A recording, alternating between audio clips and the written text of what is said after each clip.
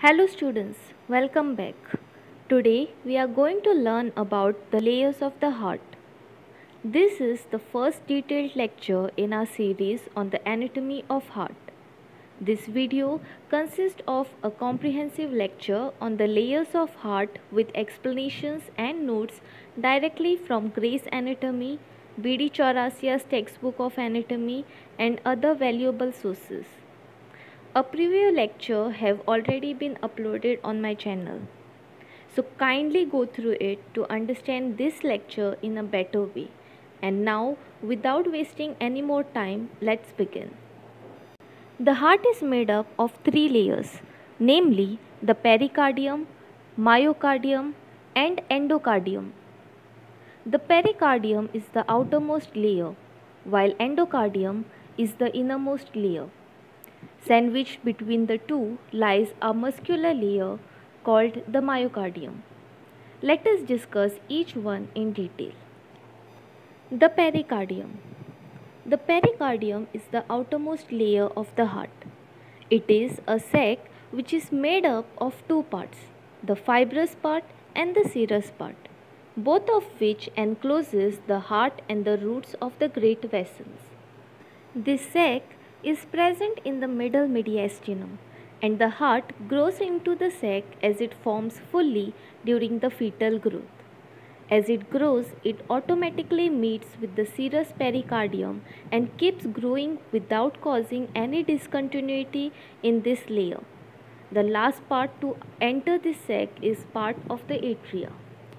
Let us discuss the two parts of the pericardium in details. The fibrous pericardium. The fibrous pericardium, as the name suggests, is tough and is made up of dense connective tissues. It defines the boundaries of the middle mediastinum. The fibrous pericardium is cone-shaped bag with its broad base on the diaphragm and the apex, which is continuous with the adventitia, that is, the outer layer of the great vessels. Remember, the apex and base of the fibrous pericardium is different from the apex and base of the heart. Thus, they lie in opposite directions to each other. The following are the borders of the pericardium. Anteriorly, that is, in front of the pericardium, lies the upper and the lower body of the sternum. Posteriorly or behind the pericardium lies the bronchi, the esophagus, and the descending aorta.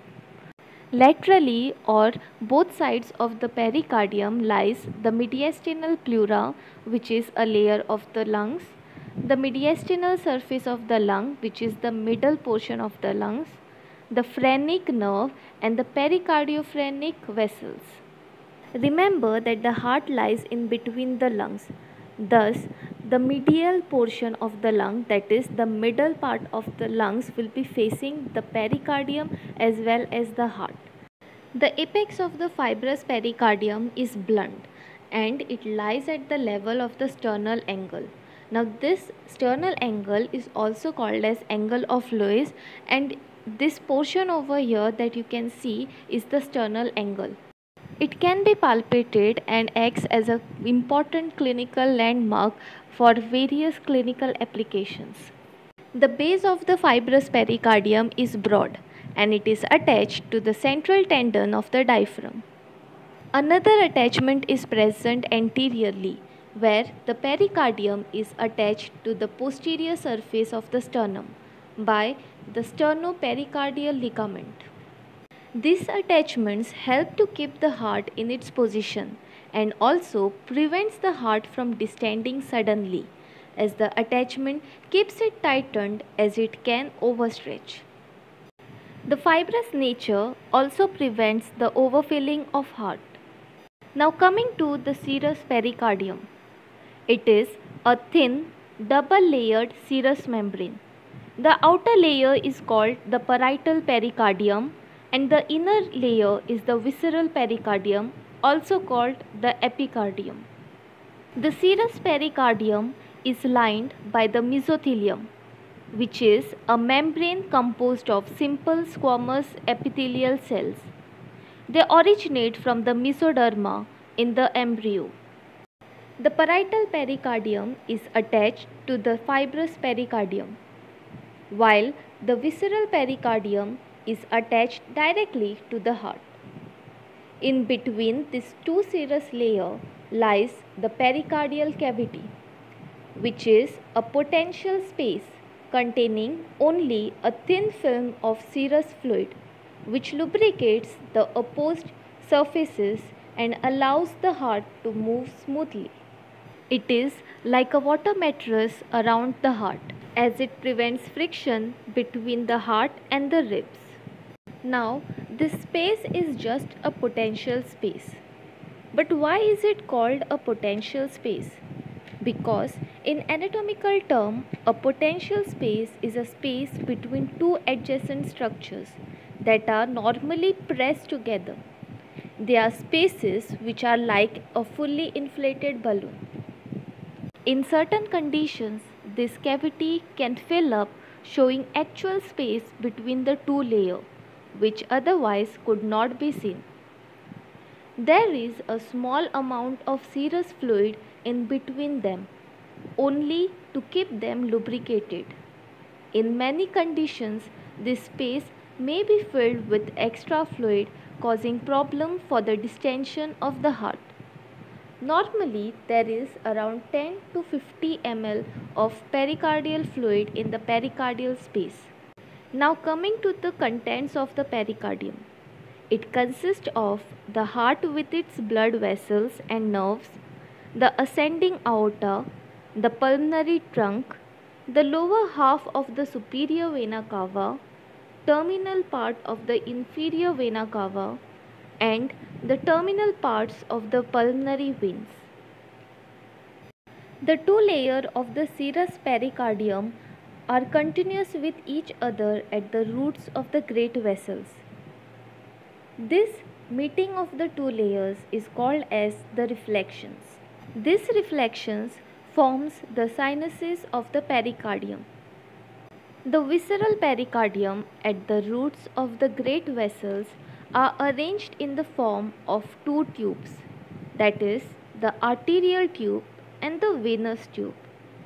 The arterial tube consists of the ascending aorta and the pulmonary trunk. The venous tube consists of the superior and inferior vena cavae and the four pulmonary veins. There is a small passage in between these two tubes called as the transverse sinus. This sinus is clinically important during heart surgeries to completely block the blood output. Another such sinus is the oblique sinus. It is a narrow gap behind the heart. This is a zone of reflection where the visceral and parietal pericardium is continuous with each other. This zone surrounds the vein and is J-shaped. Anteriorly, it has the left atrium, while posteriorly, the parietal pericardium is present. The right and left side consist of the reflections of the pericardium. The oblique sinus permits pulsations of the left atrium to take place freely. Now coming to the arterial supply of pericardium. The arteries that supply the pericardium are the internal thoracic artery, the musculophrenic arteries, and the descending thoracic aorta. The fibrous and parietal pericardia are supplied by the phrenic nerve, which is why they are sensitive to pain, while the epicardium or the visceral pericardia is supplied by the autonomic nerves of the heart and is not sensitive to the pain. Now, before moving to the next layer, let us discuss an important structure that is going to provide attachment to the next layer, that is the fibrous skeleton of the heart. Though it is not a layer, it is an important structure that provides attachment to the muscles. It is a structural support for the heart chambers. like the skeleton that provides structural support for our body or the skin. This fibrous skeleton of the heart provides structural support to the heart, but instead of bones is made up of fibrous tissues. Let us discuss the functions of this fibrous skeleton of the heart before discussing its structure. The fibrous skeleton provides site of attachment for the valve cusp. It keeps the valves open without distending them and provides point of insertion for the heart muscles. It also acts as an electrical insulator of the heart. There are four fibrous rings: the aortic ring around aortic valve, the pulmonary ring around pulmonic valve, the left fibrous ring around mitral valve, and the right fibrous ring around tricuspid valve. These rings usually lies around the heart valves, which are structures that prevents backflow of the blood as it moves across the chambers of the heart. The fibrous rings that surround the atrioventricular opening are in the form of figure of 8. The aortic ring circles the aortic valve and supports the opening of the valve in such a way that it prevents any backflow of the blood. The pulmonary ring encircles the pulmonary valve and provides the same support to the pulmonary valves. The left fibrous ring encircles the bicuspid valve and is the thickest and strongest of all the other rings. The right fibrous ring encircles the tricuspid valve. In between these four fibrous rings, there are two masses of fibrous tissue, namely the trigonum fibrosum dextrum and the trigonum fibrosum sinister.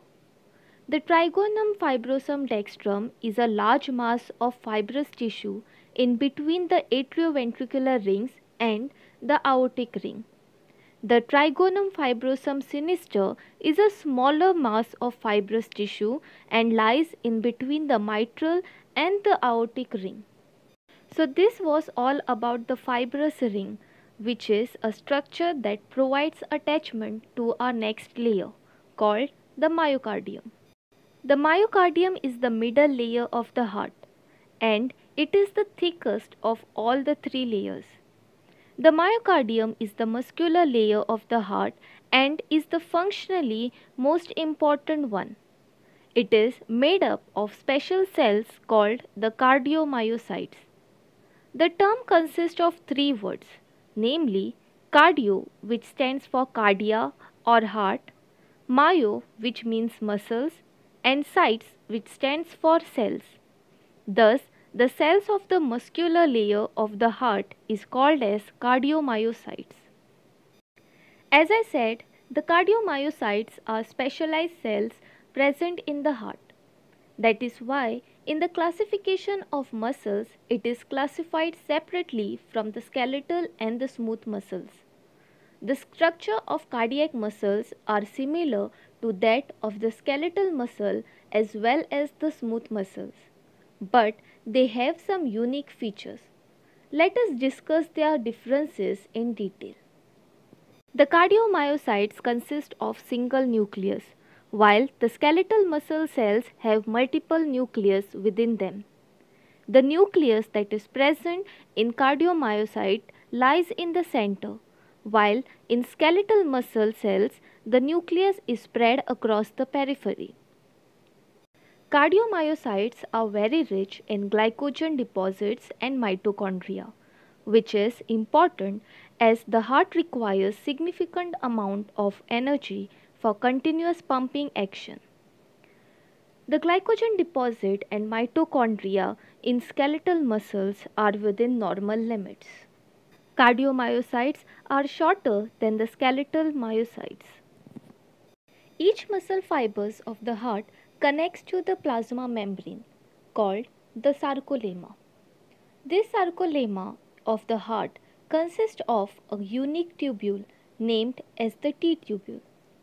At these tubules, there is large amount of calcium channels which aid in the faster exchange of calcium ions, stimulating the action potential and causing contraction of the heart.